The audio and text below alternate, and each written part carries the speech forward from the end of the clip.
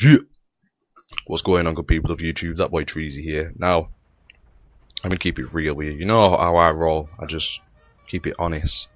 And this is about the 8th attempt of recording this narration on the video. And like my main guy Dazzler would say, I may have to change my name to Dat Boi Waffle, because I just go on and on and on about topics that ain't even like directly about the video. So let's just start with, I hope you're all doing okay. I hope life's treating you well. Been a couple of weeks since my last video. I've just been, well, working really. You know how it is.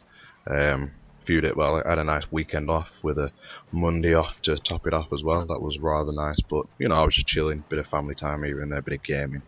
Not really, didn't really want to burn any time making videos during the weekend. So I've got a day off today.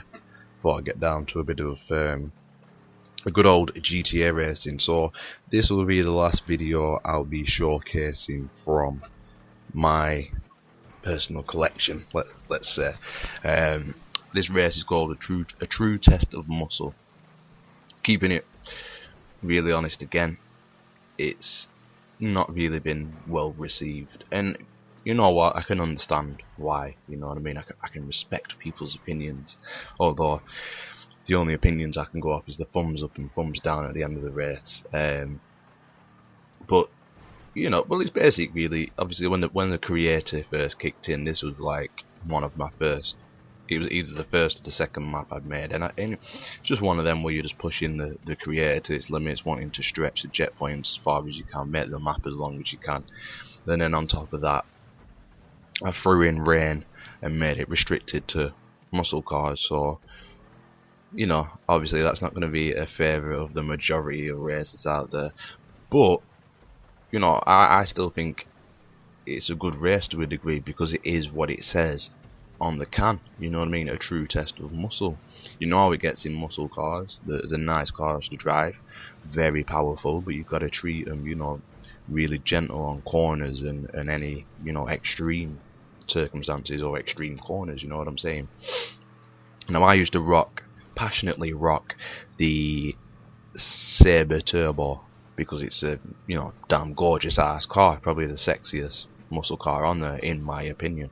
But unfortunately, I had to face the facts that when it does come to the racing, it's just not up there with the fastest cars. Now, there was a guy who'd done several YouTube videos on what was the best car to use from each class. He wasn't just simply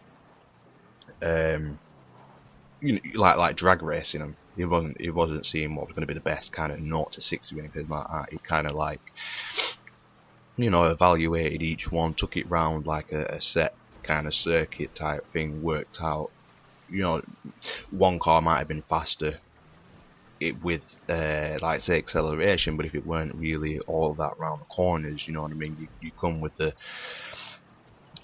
a well evaluated time. So I was watching his muscle one, the muscle class, and I came to the conclusion that the Ruiner, was the fastest car. Now, obviously, don't get me wrong, the bottom line is it may be just his opinion, but to be fair, I agree with him. You know what I mean? Because I did have quite a bit of success in this car, and for me personally, I like to drive something that's like different, kind of like different from the crowd. That's why I never really bothered with the other two muscle cars, like the Gauntlet and I think it begins with V, the other one. The other one that looks pretty similar to that, you know what I'm saying? So when he was saying that the Ruiner's the best car, I was like, yeah, I can get down with that, check it out. And it has been pretty decent.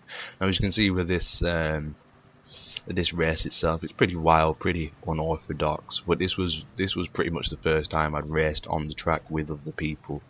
And as you'll see in the last clip right at the end of the video, there was more downvotes than upvotes, and it's understandable because it was pretty long, it was pretty extreme.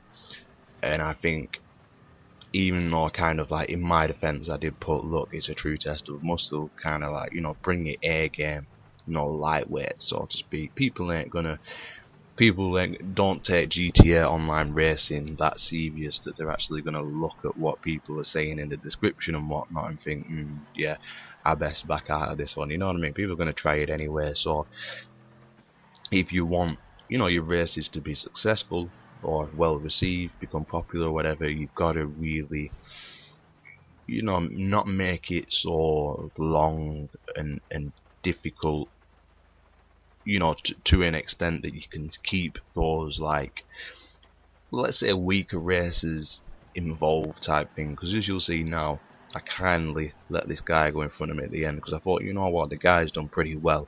Obviously I've got the advantage in knowing how the course rolls. I thought, you can have the win. Only problem is the kind of race finishing timer for the other races doesn't kick in until I think maybe half or just under half of the other races have finished. So we were sat in this lobby for ages, and obviously some people didn't finish, and then the map doesn't get the thumbs up. But anyway, that's enough waffling for me, guys. I hope you guys enjoyed the video and the racetrack, and stay tuned for the next episode.